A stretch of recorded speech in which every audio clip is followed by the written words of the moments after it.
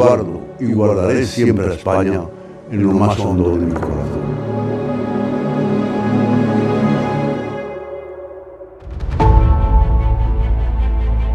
Uno de los pulmones de la región metropolitana. Inaugurado en 1992, el Parque de los Reyes obtiene su nombre en honor a la monarquía española de la época, el rey Juan Carlos I y la reina Sofía. Juan Carlos, un monarca cuyas luces y sombras marcaron la segunda mitad del siglo XX. Juro por Dios y sobre los santos evangelios cumplir y hacer cumplir las leyes fundamentales del reino para mantener el orden constitucional. ¿Por qué no te callas? Por favor, no hagamos diálogo. Lo siento mucho. Me he equivocado y no volverá a ocurrir. He decidido poner fin a mi reinado y abdicar la corona de España. Queda proclamado rey de España don Juan Carlos de Borbón y Borbón.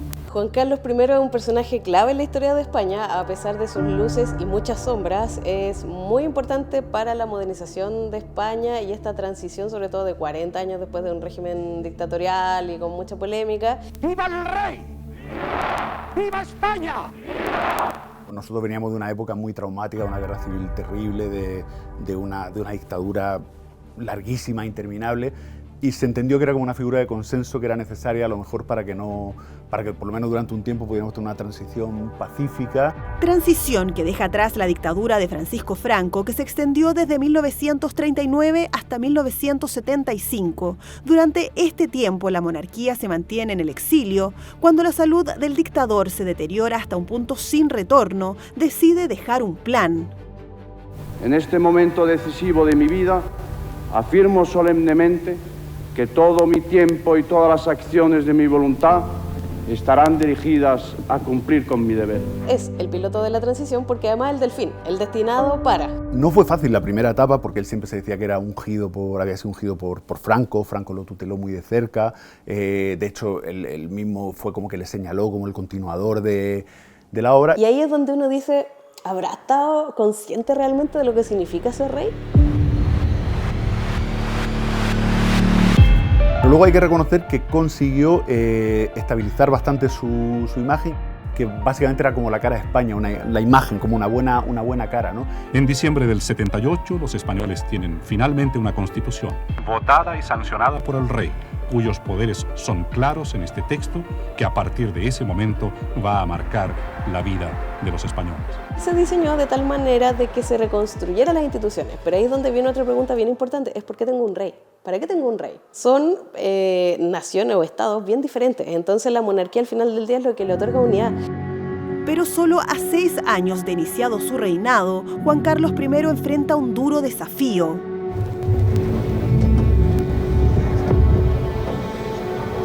¡Quiete todo el mundo!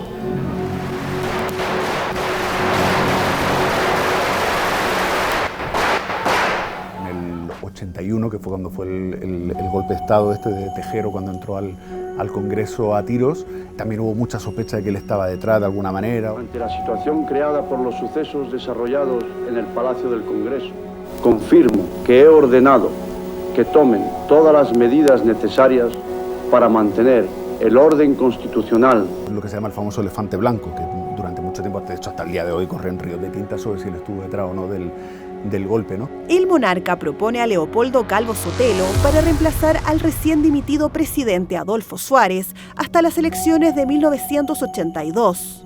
Se construye como todo este relato del rey capaz, del rey que lo puede llevar y que se superpuso, y es como esta España moderna también. Yo soy de Jaén, que es una ciudad pequeña del sur, de Andalucía, y yo recuerdo siendo pequeño, pues tendría 5 años, algo así, la ciudad entera en la calle, o sea, realmente se puede hablar de fervor, o sea, porque yo recuerdo perfectamente esa imagen de pequeña, pasar el coche, toda la gente en la calle, todas las calles, todo el mundo vitoreándolo. Don Juan Carlos se convierte en el jefe de Estado de moda y España en un país de moda. Al rey se le invita desde países distantes y los hombres con más poder en el mundo vienen a España. Cuando miro para allá es porque hacia allá está el norte y desde allá tendrá que aparecer el avión que traerá a don Juan Carlos y doña Sofía, los reyes de España. Las visitas de Estado de Juan Carlos I se multiplican por el mundo, llevándolo hasta los países más lejanos. En octubre de 1990 pisa nuestro territorio, acompañado de su esposa la reina Sofía y su hijo Felipe, el actual rey. El pueblo de Chile y su gobierno, por mi intermedio, os dan la más cordial bienvenida al territorio nacional. Al pisar tierra chilena y escuchar vuestra bienvenida, la reina y yo experimentamos la doble emoción que suscitan un paisaje y unos sentimientos que calan muy hondo. La cena que se le da al rey en el Palacio de la Moneda, hubo un momento en que mi papá nos invitó a nosotros como familia, estamos todos como familia y saludamos a los reyes, y ahí hubo un momento como más distendido de conversación. ¿Y era fácil hablar ahí con los reyes o el protocolo quizá era complejo? Que yo viví las pocas instancias que yo tuve en esas conversaciones, son muy cercanos. Yo creo que la reina Sofía hizo buenas migas con mi mamá. Él era un personaje muy afable, muy simpático. Busca socios y después ya se incorporan, ¿no es cierto?, a la Unión Europea, que es un gran logro. También avanza la ciencia, la cultura. Va buscando los flancos que le den estabilidad, no solo política, sino también económica a España. Entonces ahí rockstar, de hecho ha sido uno de los reyes con mayor aprobación de su historia. Él tiene ese sobrenombre típico en España que es el campechano. Uno siempre piensa al rey, esa persona no te puede acercar, que tiene que hacer reverencias, que está en un trono tal. Él nunca utilizó el trono que hay en el Palacio Real, jamás, desde el principio dijo. Nunca utilizó los símbolos regios como si se puede ver en Inglaterra, nunca la habrá visto ni con corona ni nada por el estilo. Jugó una baza de ser más cercano, ¿no? O sea, un estilo que mostró en plenitud en 2007 cuando volvió a nuestro país para participar de la Cumbre Iberoamericana, donde protagonizó uno de los momentos más recordados de su reinado y quizás el más icónico de todas sus visitas a América Latina.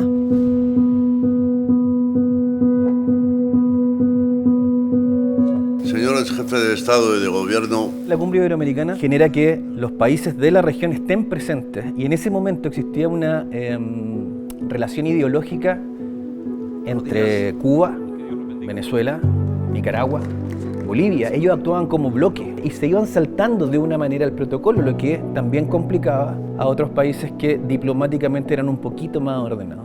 es verdad que Iberoamérica ha hecho en estos años progresos indudables, pero también lo es que persisten desigualdades lacerantes e injustas. Algunos haciendo sus reportes, otros preparando sus despachos. Comienza esta cumbre de líderes y se notaba que había tensión en el ambiente. Y toma la palabra Hugo Chávez. Lo que está pasando en Venezuela, lo que ha pasado es casi que igual a lo que le pasó a Perón. Y de repente surgía una frase en el estilo Chávez, dura, contra España. Un fascista. Aznar sabía del golpe y Aznar apoyó el golpe. Insiste Chávez, trata de responder Zapatero. De pronto el rey aparece y se asoma y le hace algo tú, lo apunta. Y Chávez no se queda callado y de pronto... ¡pah! ¿Por qué no te callas? Por favor, no hagamos diálogo. Han tenido tiempo para plantear su posición. La noticia era mundial. Surge el ¿por qué no te callas? Fue de verdad bien impactante ver cómo todo esto se movía en base a una frase que claramente marcó esa cumbre. ¿Por qué no te callas? ¿Por qué no te callas?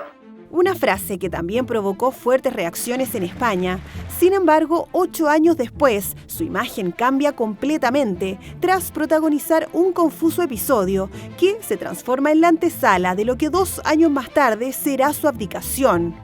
Empieza como un periodo bien decadente. Viene todo el tema de que no por ser rey tú tienes derecho como a mal usar los recursos. Había una normalidad en lo que nosotros veíamos, pero cada vez era más evidente que su vida B, o su doble vida, era algo que le ocupaba bastante tiempo, ¿no?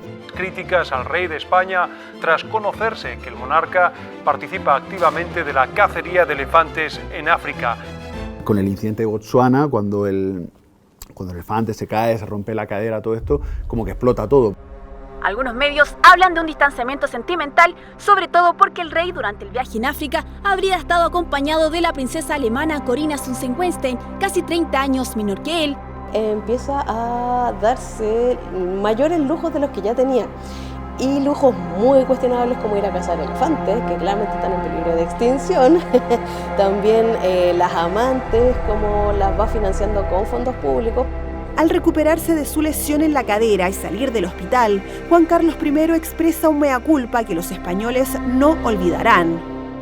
Estoy deseando retomar mis obligaciones y lo siento mucho. Me he equivocado y no volverá a ocurrir. La opinión pública le empieza a perdonar menos esas fallas y empieza a ser mucho más crítica con su gestión, y ya el colmo de los colmos es que en plena crisis económica se da unos viajes lujosos, de lo cual él malamente se defiende, ¿no es cierto?, diciendo que había sido invitado, pero es que no corresponde. Empieza todo a ser un desastre, o sea, empieza una cosa detrás de otra y ahí ya no levanta cabeza, y ahí ya él es el primero, por lo que cuentan las crónicas, que agarra a sus colaboradores y le dice: tenemos que ir preparando la abdicación, la sucesión, porque el mismo se da cuenta que no puede seguir. Decisión que se hace pública el 2 de junio de 2014. He decidido poner fin a mi reinado y abdicar la corona de España. Así, el 19 de junio y con 46 años, Felipe VI se convierte en el nuevo monarca, reemplazando a su padre. Sus líos judiciales y su autoexilio en Abu Dhabi han marcado la última década del ahora rey emérito. Cuando se encuentran, coinciden en algún acto público, algún funeral de estos de la monarquía, pues se nota ahí una cierta distancia. Como que no termina de entender, o de alguna manera reprocha que en el relato se haya impuesto más el rey vividor que el rey del consenso, el rey que ayudó a que la democracia pudiera entrar en buen pie. Y si lo mantenían, en el fondo era: o sacrifico al que está ahí la cara visible, o sacrifico a la monarquía entera. Había un buen heredero y que no tenía todo este historial anterior. 10 años desde que Juan Carlos I dejó el trono. Un rey al cual nunca le gustaron las coronas y que quedará en los libros, con sus luces y sombras, como un protagonista indiscutido de un capítulo importante de la historia: España. ¿Por qué no te callas?